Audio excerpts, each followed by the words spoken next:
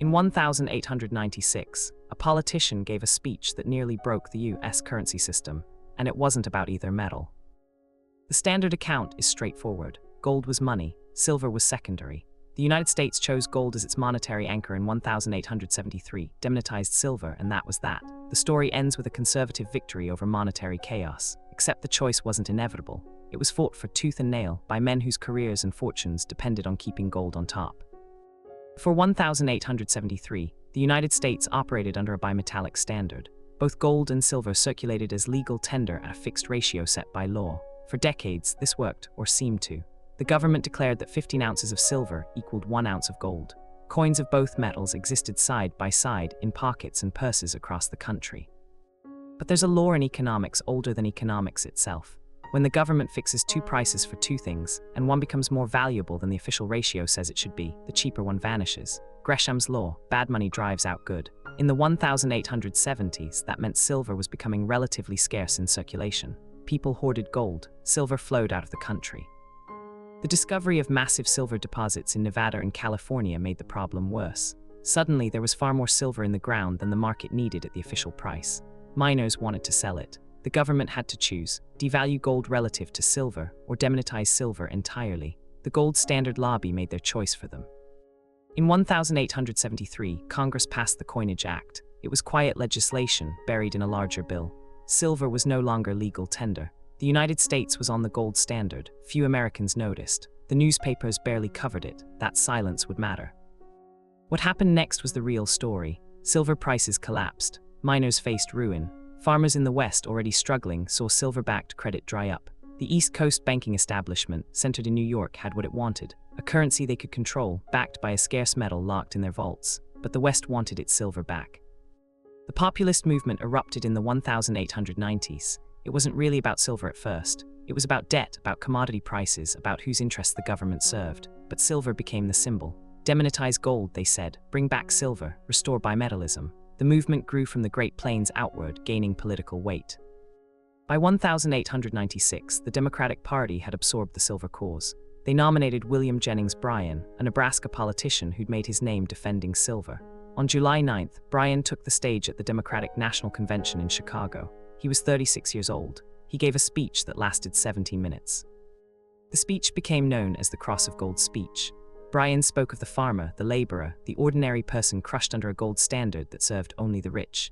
He ended with a line that electrified the hall: "You shall not crucify mankind upon a cross of gold." The crowd roared. He won the nomination. The gold standard suddenly had a real challenger. Here's where the conventional story takes over. Bryan lost the general election to William McKinley. Gold won. The gold standard was safe. Democracy spoke, and it chose gold. Except that's not what happened. The election wasn't a referendum on monetary policy. It was a regional fight, and the outcome was shaped by forces that had nothing to do with the merits of either metal. McKinley ran the most expensive campaign America had ever seen. He raised money from industrial interests, especially manufacturers who feared that silver inflation would hurt their profits. He ran a campaign of fear. A vote for Bryan was a vote for economic chaos, for worthless money, for the collapse of business. Millions of dollars flowed into advertising and organization. Bryan's coalition was real but geographically fragmented. He won the South and the West decisively, but the industrial Northeast and Midwest, where population and electoral votes were concentrated, went to McKinley. Bryan lost the Electoral College, though the popular vote was closer than the headlines suggested. The East had the votes. The East had the money. The East had the banks. But the real reason silver didn't win wasn't the election. It was what happened after. Gold discoveries in South Africa, Colorado, and Australia flooded the market with new gold starting in the late 1890s. Suddenly, gold wasn't so scarce anymore. The original justification for the gold standard, that gold was rare and therefore valuable, became harder to defend. The gold standard persisted anyway, not because it was economically superior. By the early 1900s, that claim was weaker than ever. It persisted because institutions had been built around it. Banks had structured their operations for a gold standard. International trade had organized itself that way. Reversing course meant admitting the original choice had been political, not inevitable. The real story is this. In 1873, a small group of powerful men made a choice that benefited them. They called it sound money.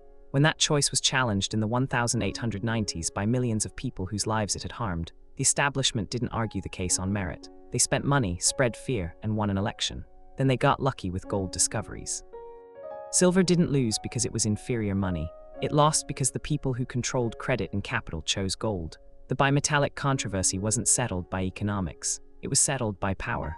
The lesson isn't that gold was right. It's that monetary systems reflect the interests of whoever has the authority to define them.